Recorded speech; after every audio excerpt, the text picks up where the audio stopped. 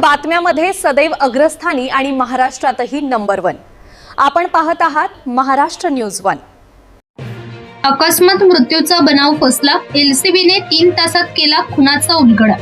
अकोला शहरातील डाबकी रोड परिसरातील संशयास्पद मृत्यू प्रकरणाचा स्थानिक गुन्हे शाखेने एलसीबीने अवघ्या 3 तासात उलगडा करत हा अपघात नसून खून असल्याचे निष्पन्न केले आहे। या प्रकरणातील मुख्य आरोपी सुरेश रतनलाल अग्रवाल याला ताब्यात घेऊन डाबकी रोड पोलिसांच्या स्वाधीन करण्यात आले। 8 जुलै रोजी रेल्वे गेट परिसरात जखमी अवस्थेत आढळलेल्या राजू पांडुरंग इंगळे वय वर्ष 42 यांचा उपचारादरम्यान मृत्यू झाला होता। सुरुवातीला अकस्मात मृत्यूची नोंद करण्यात आली होती, मात्र मृतदेहावरील जखमांमुळे घातपाताचा संशय असल्याने स्थानिक गुन्हे शाखेने तातडीने तपास सुरू केला।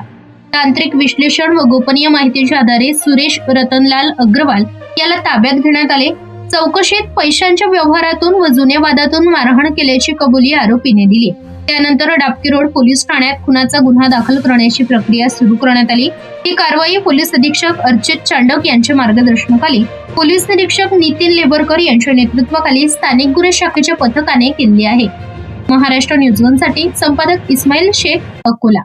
महाराष्ट्रातील ताज्या घडामोडी व महत्त्वाच्या बातम्या पाहण्यासाठी आजच आमच्या महाराष्ट्र न्यूज 1 या चॅनलला सबस्क्राइब करा व बेल आयकॉनला प्रेस करा। धन्यवाद।